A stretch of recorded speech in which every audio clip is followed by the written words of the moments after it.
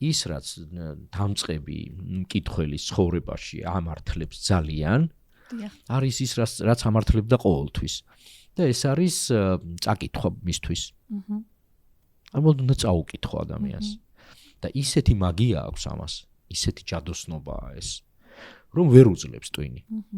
ტვინი ჩვენ ვიცით კარგად ეს წმინდა ბიოფიზიოლოგიური პროცესამდე რომ დავიყვანოთ, ტვინი არის მიჯაჭვული ამბებით იკვებება. დიახ. აი ლამის დაბადებიდან, აი ოდნავ რო გაარკვევს ბავშვი რომ თურმე აი ეს რაღაცა სხვადასხვა რამეები ამბებით ეჯაჭვება ერთმანეთს და ეს ხდება ძალიან ადრეულ ასაკში უკვე. ამის შემდეგ ადამიანი ხდება მუდამ სწურია და შია რაღაც ახალი ამბავი მიიღოს. ან თუნდაც მილიონჯერ მიღებული ამბავი კიდევ ერთხელ მიიღოს რაღაცა აი საყვარელი ერბოკვერცხივით. დიახ. ნუ დედის მიერ წაკითხული ამ ხრივ არის უკიდურესად თავარი. მოდი ვთქვათ რატომ ესეც ხმა.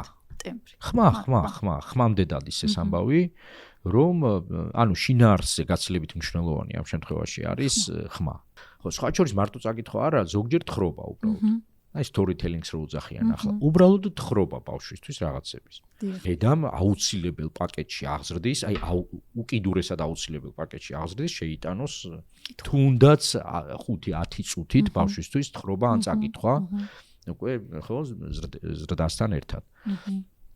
მამას რაც შეეხება, მამები ცოტა უფრო დიდი გამოწვევის წინაშე ვართ, იმიტომ რომ ნუ ერთი რო თვლით რომ ეს არ არის კაცის საქმე. ეხლა ჩვენს კულტურაზე თუ ვილაპარაკებთ რა, ხო, ზედმეტად არ ვიწუხებთ თავს იმით, რომ ბავშვს უამბოთ დაუვიდეთ რაღაც მოუყვეთ, ან ერთად წავიკითხოთ რაღაც და ამ შემდეგ. რაღაცნაირად მამების ჩართვა ამ თემაში გამოწვევა არის ჩვენ საზოგადოებაში და ამაზე სამუშაო გვაქვს.